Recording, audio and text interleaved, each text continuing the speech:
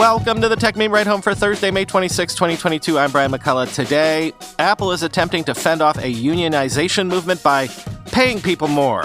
That Broadcom VMware deal is real. You can now pay close to $1,000 for a Gucci Oura Ring. After a decade of declines, EV battery prices are going up. And the last payphone in New York City is no more. Here's what you missed today in the world of tech. Apple Pay is going up. See what I did there? I don't know how much we've talked about this, but the movement to unionize tech workers has spread to Apple, at least to their retail employees.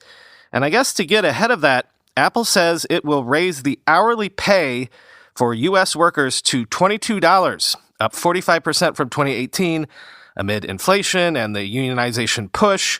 U.S. starting salaries are also expected to rise, quoting the Wall Street Journal. In recent months, Apple has been facing unusual labor unrest. That discontent has spanned from frontline store retail workers agitating for unionization to salaried engineers unhappy with the company's plans to return to the office. Some workers, including those hourly workers in its stores and AppleCare, were told their annual reviews would be moved up 3 months and that their pay increases would take effect in early July, according to a memo reviewed by the Wall Street Journal. The normal review process coincides with the end of Apple's fiscal year in the fall. Those workers were told the company's increased compensation budget would be in addition to pay increases and special awards already received within the past year, end quote. Not helping matters on the PR front is the video that Vice got a hold of that shows Apple SVP of Retail and People, Deirdre O'Brien, telling employees that joining a union would make it harder for Apple to improve working conditions, quoting Motherboard/Vice. We have a relationship that's based on an open and collaborative and direct engagement, which I feel could fundamentally change if a store is represented by a union under a collective bargaining agreement, said Deirdre O'Brien, Apple's vice president of retail and people, in a 6-minute video circulated yesterday among Apple's 58,000 retail employees in the United States and obtained by Motherboard. Apple moves incredibly fast, she says, and I worry that because the union would bring its own legally mandated rules that would determine how we work through issues, it could make it harder for us to act swiftly to address things that you raise. It turned my stomach, an Apple retail worker and union organizer who viewed the video and requested to remain anonymous said, as someone who genuinely likes my company but is working to organize my store to hold it to its values, I'm disappointed not only in what was said in the video, but also in how convincing it will be to some people that are on the fence, end quote. Apple retail workers have cited pay, benefits, and unpredictable hours as reasons for their unionization push, end quote.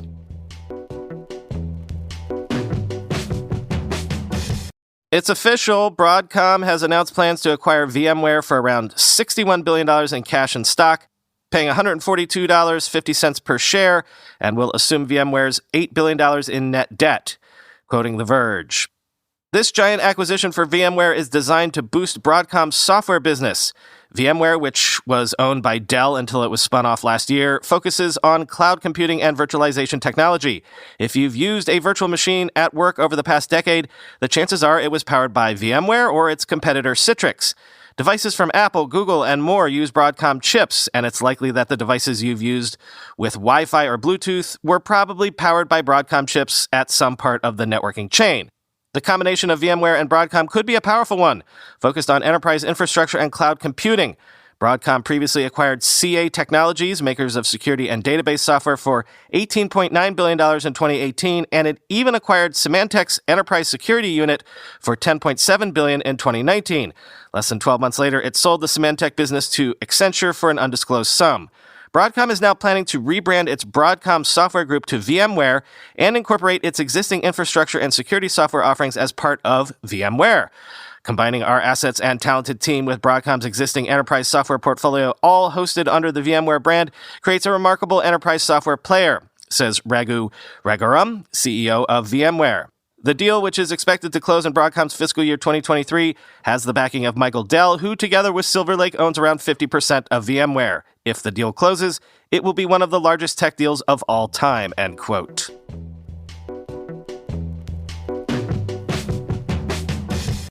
Oura has partnered with Gucci on the Gucci x Oura Ring wearable. It actually says Gucci X Oura Ring, but I'm assuming they say times or something, letting users monitor heart rate, sleep, and more, available at select stores for $950, quoting Engadget.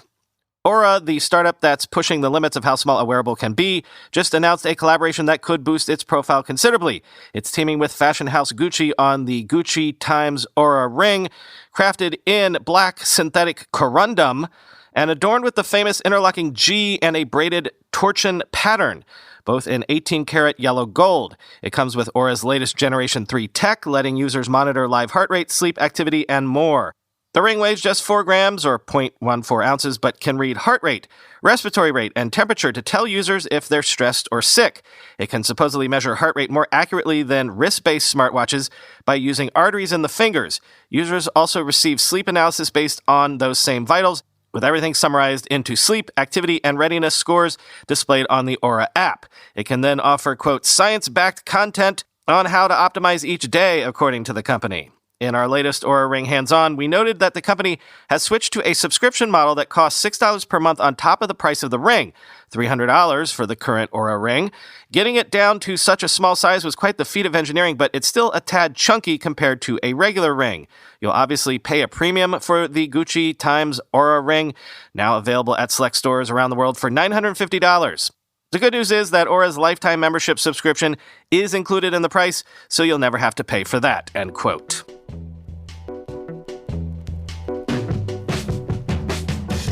Quick everything everywhere all at once segment. More signs of economic slowdown in tech, this time with Apple as the leading indicator. Sources are telling Bloomberg that Apple plans to keep iPhone production at around 220 million units, about the same as last year, compared to around 240 million units the market was forecasting. And Apple says this is amid inflation and a tough market. Snowflake stock dropped around 10% this morning on weak Q2 growth guidance after reporting Q1 product revenue rose 84% year over year to $394 million and a net loss of $166 million, which was down from $230 million in losses last year. Last year, we saw certain customers experience much higher than expected consumption of their own businesses. We're growing extremely fast, Mike Scarpelli, Snowflake's chief financial officer, said on a conference call with analysts. Today, some customers face a more challenging operating environment. Specific customers consume less than we anticipated amid shifting economic circumstances we believe are unique to their businesses, most notably consumer-facing cloud companies. Although these customers are still growing, we believe as long as they are impacted by macroeconomic headwinds, the consumption will be impacted, end quote. And Bolt Financial laid off 185 employees, or about one-third of its workforce, a few of whom will have to pay back loans they took from the company within 90 days. Huh? Quoting Axios. In February, Bolt offered loans to employees who wanted to buy vested shares. Bolt's loans were 51% recourse, which means they're collateralized by employees' personal assets, while 49% were secured by the shares. Any loans tied to covering taxes were 100% recourse. Moreover, if an employee stops working at Bolt for any reason, the loan must be repaid within 90 days. Imagine having your boss hand you a pink slip and then reach into your pocket, because that's exactly what's happening to some folks who worked at Bolt. A Bolt spokesperson says that only a single-digit number of laid-off employees took out the loans and that the aggregate amount was below $200,000. Moreover, she says the company plans to, quote, work with these individuals, end quote.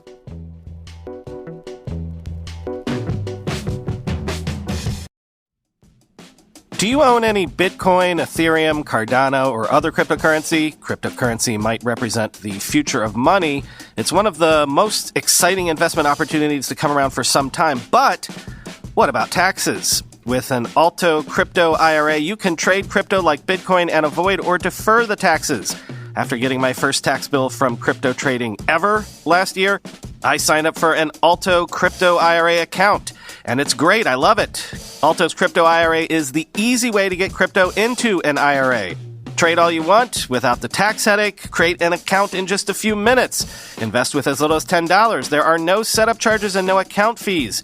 You get secure trading 24/7 through Alto's integration with Coinbase. It's almost exactly like using Coinbase. Almost everything you can trade on Coinbase, you can trade on Alto IRA.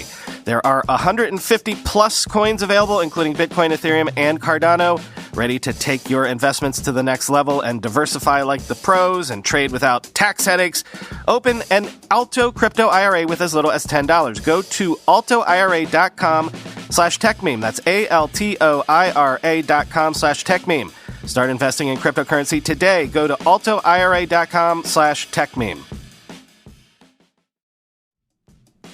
Work uninterrupted, run your business with less stress, and get more leads from your marketing efforts with Smith AI. Smith AI provides businesses with award-winning virtual receptionists who handle your calls, chats, and texts to unlock new business at a fraction of the cost of hiring an in-house staff. Smith AI is not your average receptionist service. Since 2015, they've combined the best receptionists across North America with AI technology for superior business communications and customer engagement. Their friendly and professional agents can screen leads using your custom criteria, schedule appointments on your calendar, and call back leads who complete your forms. They can do it all by phone 7 days a week and also on your website through their 24/7 live chat service. They even answer texts and Facebook messages. Smith AI pays for itself and then some with all the new clients their receptionists help you win. Never miss another lead. Boost revenue, increase your focus at work, and keep your staffing costs down. It's as simple as forwarding your calls to Smith AI. Plans start at just $240 a month. Try Smith AI today. Our listeners will save $100 when you sign up using our promo code Techmeme at smith.ai. Visit smith.ai to read 5-star reviews, and be sure to use our code Techmeme, Techmeme, to save $100 at sign up. Don't let another day go by. Try Smith AI. It's been a few days since we've checked in on Elon, so let's do that. According to a regulatory filing, he plans to provide an additional $6.25 billion in equity financing for his Twitter buyout, thereby boosting his commitment to $33.5 billion. Twitter stock rose more than 5% on the news because I guess the market thinks this makes it more likely that the deal happens. But, quoting CNBC, earlier on Wednesday, Twitter shareholders voted not to re-elect Silver Lake CEO Egon Durbin to the company's board. Durbin, through Silver Lake, is a longtime business associate and backer of Musk's companies and past business deals, end quote. And worth noting that Jack Dorsey left Twitter's board of directors effective yesterday. Dorsey has discussed rolling over his 2.4% Twitter stake into the takeover deal, but no word if that is going to happen.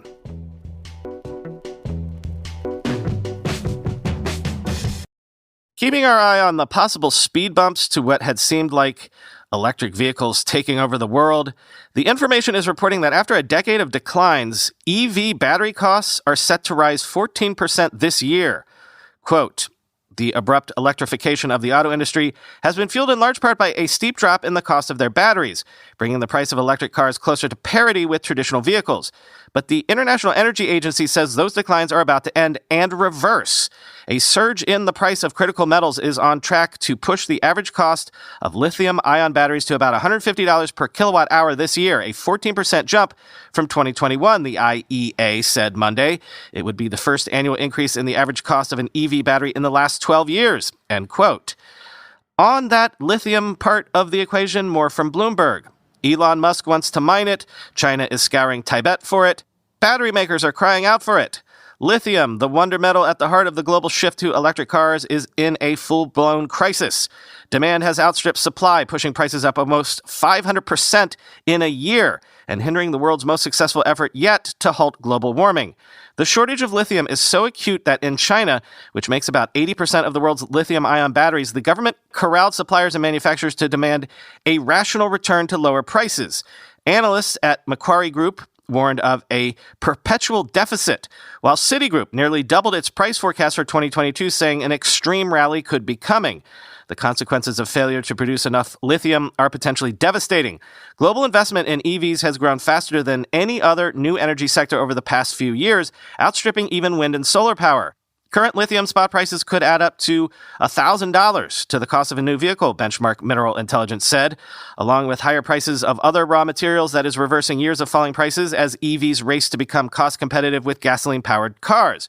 If battery makers can't get enough lithium, it would curb the expansion of clean energy vehicles, making it harder to meet global emissions targets. It looks like the expansion ramp is not going to be fast enough to hit demand over the next 3 years, said Cameron Perks, an analyst at Benchmark. EV makers, quote, have been asleep at the wheel, end quote. The crunch prompted a characteristically blunt tweet from Elon Musk in April. Price of lithium has gone to insane levels, he posted on Twitter. Tesla might actually have to get into the mining and refining directly at scale unless costs improve, end quote. The silvery white metal, the third lightest element after hydrogen and helium, is in the throes of an unprecedented boom because of a slump in 2018 to 2020 that halved its value caused by chronic underinvestment in new sources of supply, just as EV demand was taking off.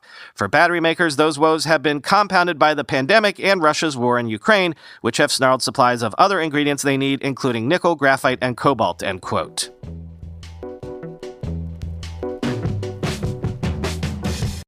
And finally today, truly the end of an era, quoting Time Out New York.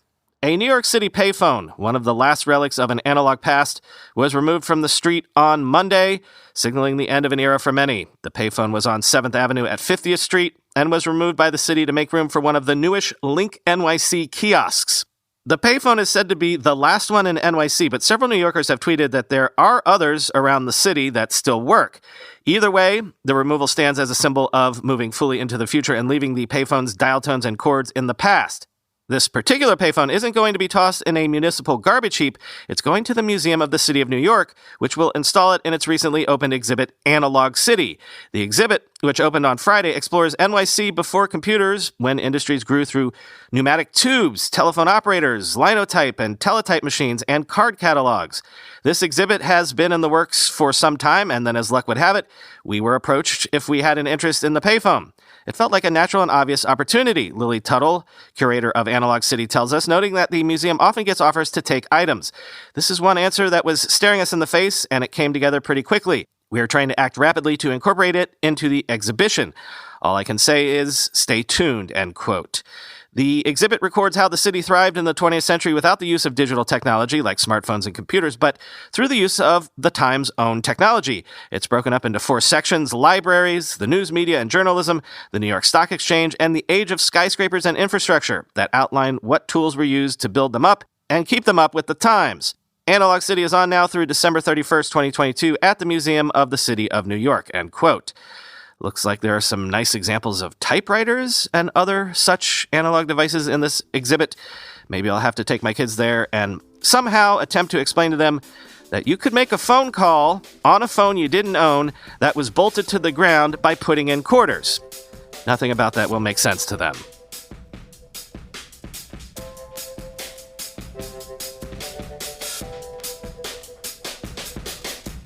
Dear listener, I have a personal tragedy to report to you. My Mac Studio is not being delivered today as I had hoped.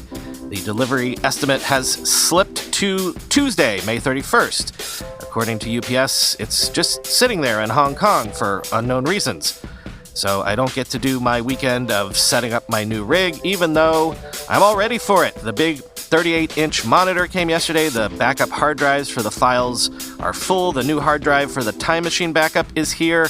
I'm already using a new Apple keyboard, the black and gray one. I'm good to go, except for one little important piece of the puzzle. Oh well. Talk to you tomorrow.